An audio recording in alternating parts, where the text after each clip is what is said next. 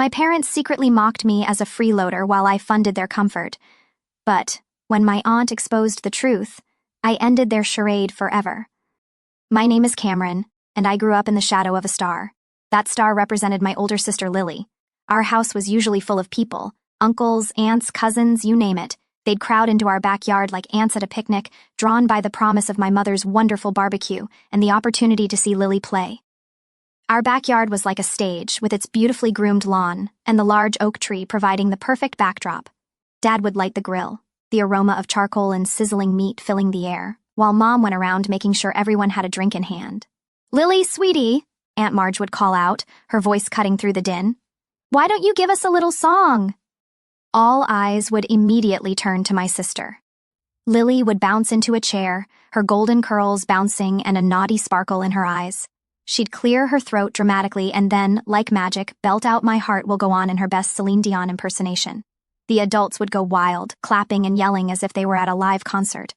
Mom and Dad were beaming with joy, and Dad frequently wiped a tear from his eye.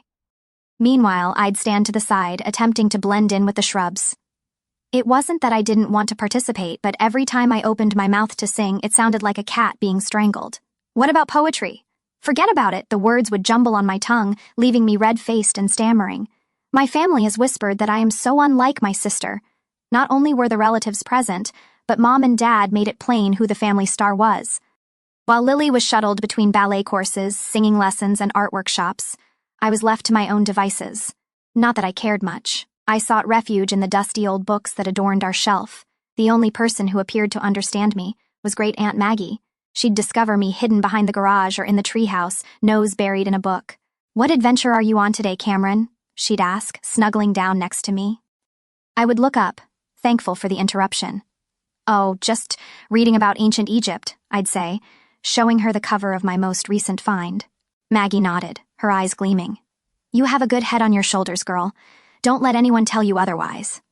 Those moments with Maggie were like a balm for my soul. She did not ask me to perform or be anything other than who I was. With her, I could simply be Cameron, the quiet, bookish girl who preferred the company of paper and ink to the commotion of family gatherings. But as much as I treasured those memories, they couldn't take away the agony of being the neglected child. Every time Lily learned a new song or received an award, my parents would lavish her with praise and gifts, new clothes, the latest electronics, you name it. Lily got it. What about me? I received hand-me-downs and sighs of frustration. School became my refuge. While I wasn't the most popular student, I did find my rhythm in class. I wasn't content to simply sit there and let the lessons wash over me. No, I was determined to understand what the lecturer stated. "Mrs. Thompson," I'd say after class, my voice soft but steady, "could you please explain that bit about mitosis again? I didn't quite understand it." She would smile, clearly pleased with my involvement. "Of course, Cameron. Why don't we discuss it together?" If a teacher couldn't spare the time, I'd request book recommendations. My backpack quickly became overloaded with extra reading material. I'd stay up late studying those books, trying to master every subject. All of that hard work paid off. By the time I entered high school, I was at the top of my class. For once in my life, I was the best at something. I even made a few friends, other bookworms who didn't mind my quiet personality. As graduation approached, our home became Lily Central. Mom was continuously assisting her in putting together her portfolio for the advertising and public relations department at a prestigious college. "Oh, honey, this campaign idea is perfect," Mom would enthuse when she looked at Lily's work. "You're so talented." I'd roll my eyes and retreat to my room, engrossed in my studies. But one night, over yet another family meal centered on Lily's college ambitions, something in me broke. "I'm going to college too," I blurted out. "I want to study management." The hush that ensued was deafening. Then, to my surprise and hurt, they all started laughing. "Oh, sweetie," Mom murmured, brushing away her tears. "We don't have the money for that. You need to acquire a job following graduation. You're simply not as talented as your sister." I felt as though I had been slapped. But I'm the top student in my class," I stammered, angry and embarrassed. "I get straight A's." I raced inside my room and returned with my report card, slamming it on the table. They all leaned in to look, their eyes widening in amazement. "Well, I'll be damned," Dad said, scratching his head. "When did this happen?" "It's been happening for years," I snapped. "Not that any of you ever noticed. Mom had the decency to show shame. "Cameron, we had no idea," she began. But Dad interrupted her. "That doesn't do anything. We spent all of our savings on Lily's education. There is nothing left for you, Cameron. I'm sorry, but that's simply how things are. You'll work at my cousin Frank's restaurant after graduation." I turned and ran, ignoring their calls. I rushed up the stairs to my room, slamming the door so hard that the walls trembled. As I dropped onto my bed, sobs coursing through my body, I felt something inside me tighten. "Fine," I thought, stiffening my fists. "If they don't help me, I'll find another method. I'll show them all." The following several months were a blur. Lily left for college, accompanied by sad goodbyes and triumphant parental embraces. Meanwhile, I redoubled my efforts in my studies, aiming to graduate at the top of my class. During this period, I found myself spending increasingly more time with Great Aunt Maggie. Her little pleasant abode became my safe haven from the stress at home. One afternoon, while we sipped tea in her bright kitchen, she asked me the question I had been dreading. "So, Cameron?" she asked, her sympathetic eyes fixated on me. "What are your plans after graduation?" I looked into my teacup, fighting back tears. "I'm not sure, Aunt Maggie. Mom and Dad will not assist me with college. They claim there is no money left after paying for Lily's education." Maggie was quiet for a time before reaching across the table and squeezing my hand. "Cameron, dear, I have some savings. I would like to give these to you for college. You're as brilliant as a whip, and I'll be damned if I waste that brain of yours." The reality of her words struck me like a tidal wave. I fell into tears, stunned by her generosity and the understanding that my dreams had not died after all. "Thank you," I sobbed and threw my arms around her. "Thank you so much, Aunt Maggie." The months passed quickly, and before I knew it, I was going across the stage at graduation, diploma in hand. As I searched the crowd, I noticed Aunt Maggie smiling at me. My parents were also present, looking proud but uncomfortable. Mom rolled in one evening as I was poring over college brochures. "Cameron, honey," she continued, her voice syrupy sweet. "Your father's cousin Frank has called. He has a waitressing position for you at his restaurant. Isn't this exciting?" I took a deep breath. "Actually, Mom, I won't need that job. I am going to college." Dad appeared at the doorway, unhappy. "And how exactly do you plan to pay for that?" "Aunt Maggie is assisting me," I stated, my chin held high. "She's giving me her savings for tuition." The stunned hush that ensued was almost hilarious. Then, to my surprise, Dad's face became red with fury. "Absolutely not," he exclaimed. "If Maggie has any money to spare, it should go to Lily. She wants a car for her advertising job following graduation next year." I couldn't believe what I heard. "Are you serious?" I spit. "This is my chance to get an education, to make something of myself." "Don't be selfish, Cameron," Mom interjected. "Your sister needs that money more than you do." "No," I replied, my voice shaky but firm. "This is my money now, and I'm spending it on education. End of discussion." From then on, living at home became miserable.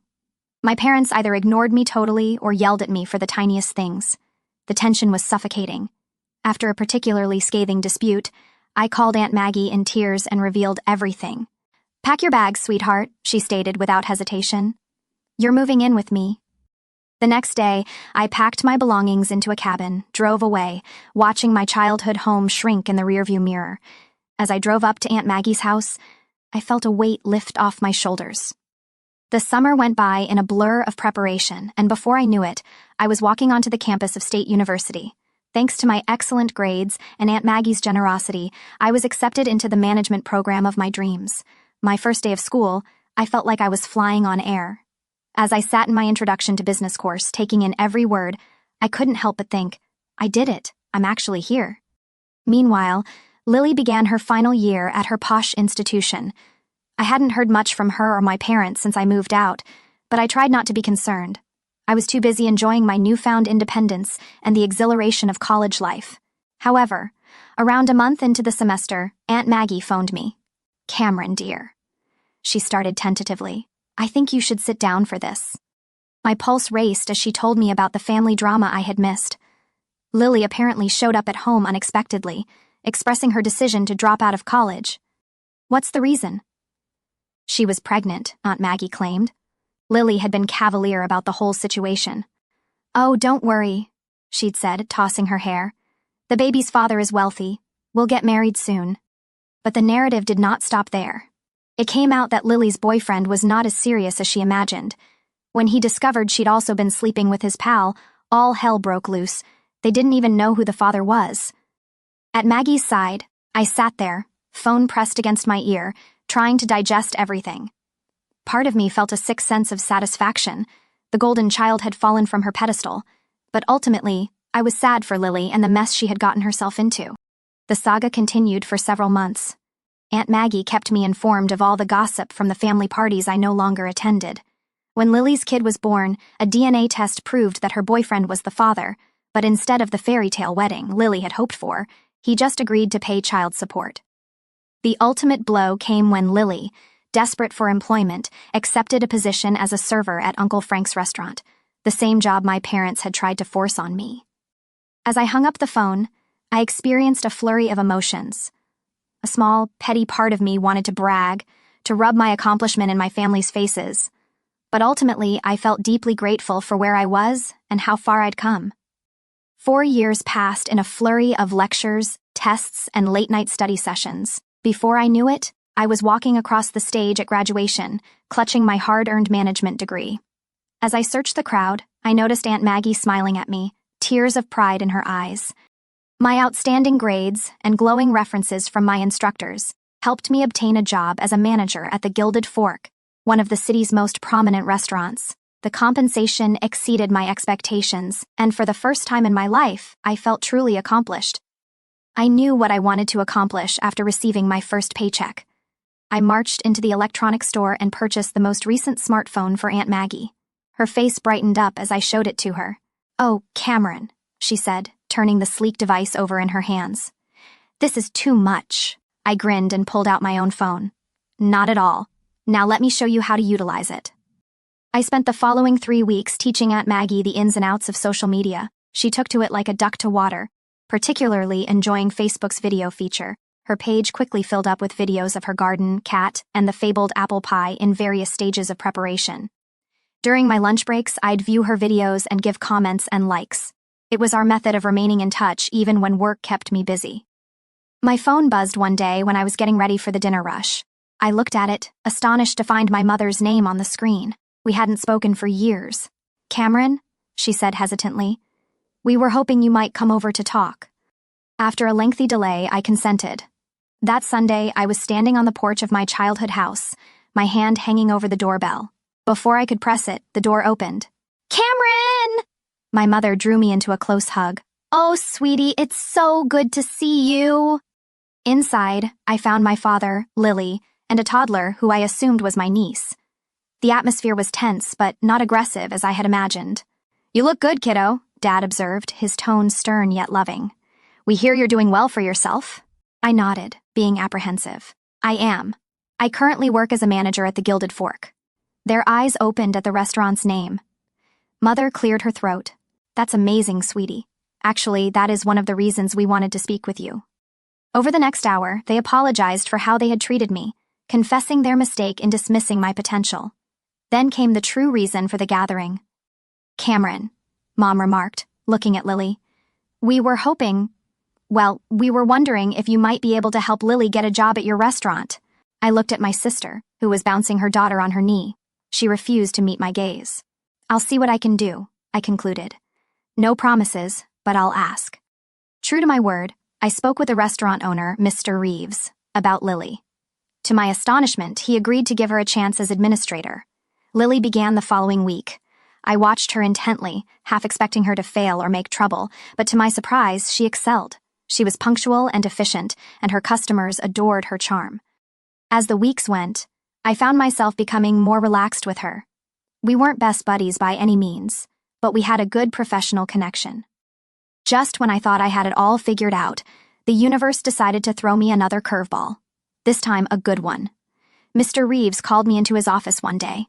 My heart raced, and I wondered whether I had done something wrong. Instead, he winked at me and asked, "Cameron, how would you like to help me expand the business?" Before I knew it, I was overseeing the opening of 3 more restaurants. My days became a blur of staff meetings, food tastings, and data crunching. It was grueling, exhilarating, and all I could have imagined. The promotion included a large pay increase, and I suddenly found myself with more money than I knew what to do with. That's when my parents' calls started. At first, it was just minor issues. "The roof is leaking," Mom would say, her tone apprehensive. "We were wondering if you might be able to help out a little." I was amazed at how nice it felt to say yes and fix their difficulties with a simple transfer of dollars. It began with the roof, then a new water heater, and before long, I was financing a full home restoration. As their financial position improved thanks to my monthly allowance, the famed family parties resumed. However, when I attended, things were different. "Have you heard about Cameron's latest project?" Mom would gush to her family. "She is opening a new restaurant downtown. We are so proud of her." When I caught Lily's eye across the room, she gave me a little smile. She was also doing well, having been appointed to head administrator at the Gilded Fork. "My girls," Dad would say, putting one arm around each of us, both of them making their old man proud. A part of me wanted to be bitter, to remind them of how they had treated me previously, but a greater part savored in the warmth of their approval, something I'd coveted for so long. As I drove home that night, I felt a wave of contentment rush over me. After all these years, I finally got everything I'd always wanted: professional achievement and the love and appreciation of my family.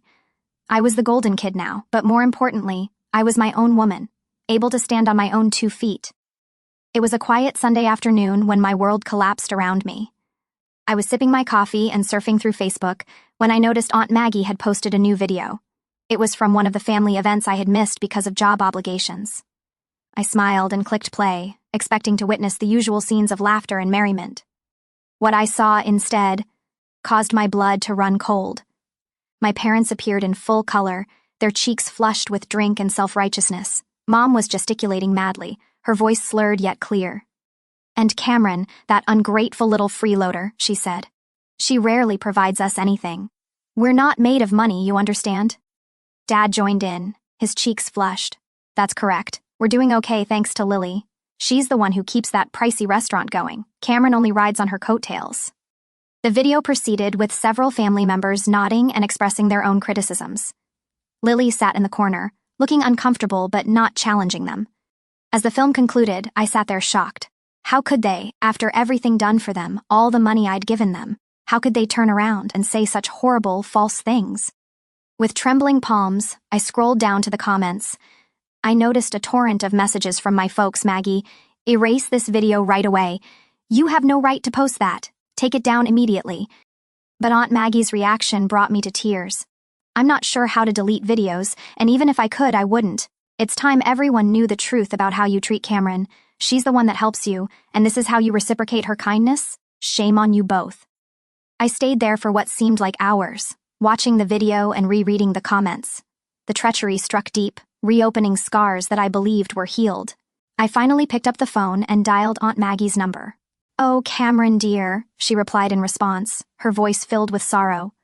"I take it you've seen the video." "Yeah," I said, my throat scratchy from crying. "I cannot believe it, Aunt Maggie. How could they?" I could hear the rage in her voice when she responded. "They have always been like this, Cameron. You just haven't been there to witness it. I'm sorry you had to find out this way, but it might be for the best. You deserve to know the truth." We talked for hours, Aunt Maggie supporting me while I alternated between disbelief, rage, and grief. As darkness fell, I reached a decision. "I'm cutting them off," I told Aunt Maggie, my voice steady despite my sadness. "There's no more money. There is no more aid. They made their bed, and now they may lie in it." The days following the video disclosure were some of the most difficult of my life. My phone was continuously buzzing with messages and calls from my folks, but I couldn't bring myself to respond. Their comments, so nasty and false, ran on repeating in my thoughts. After a week of stillness, I wrote them a short, frigid text. "I've watched the video. I know exactly what you think of me. Do not contact me again. The money stops now." Their responses poured in immediately. At first they apologized. "Cameron, we very sorry. We did not mean any of it. Please forgive us." But as the days passed and I remained silent, their melody shifted. "We are your parents. You owe us." Each message twisted the knife deeper, but I remained steadfast. I had given them numerous opportunities, but they had all turned them down. It was time to stop the loop. Lily strangely remained out of it. At work, she was the epitome of efficiency and professionalism. If she felt any anger at losing our parents' financial assistance, she didn't show it. Our interactions were pleasant but distant. "I'm not taking sides," she told me one day following a staff meeting. "It's between you and them." I nodded, respecting her impartiality, even if a part of me wished she would advocate for me. But I understood. She needed to focus on her own child right now. As the weeks progressed to months, I found myself relying greatly on Aunt Maggie. Our Sunday video conversations were the highlight of my week. She'd regale me with stories from her garden or her most recent baking escapade, delivering a much-needed dose of normalcy in the midst of my chaotic life. "You're doing the right thing, Cameron," she'd tell me when I had reservations. "Don't let them manipulate you anymore." To my astonishment, more relatives began to approach out. Cousin Sarah, who had always been nice to me at family occasions, wrote me a meaningful email. "I watched the video, Cameron. I want you to know that I believe you're fantastic. What you've accomplished, how you've assisted everyone, you're an inspiration. Do not let anyone tell you otherwise." Uncle Bob, Dad's brother, called me unexpectedly. "Kid, I've watched you grow into this beautiful woman. Your parents are fools if they don't recognize how unique you are. Keep in mind that you have relatives on your side." These words of encouragement were like balm to my broken heart. I understood that while I had lost my parents, I had gained a family that valued me for who I was. As the year came to a close, Mr. Reeves invited me into his office. I went in anxious, wondering if the family stress had influenced my professional performance. Instead, he smiled warmly and announced, "Cameron, I am retiring next year. I want you to take over as CEO of the restaurant group." I stood there stunned into silence. Finally, I stammered out, "Are you sure?" He nodded, his eyes sparkling. "I have never been more certain about anything in my life. You've earned it, Cameron. You are the reason this firm has thrived. It's time you took control." As I exited his office, my mind racing with possibilities, I realized something profound.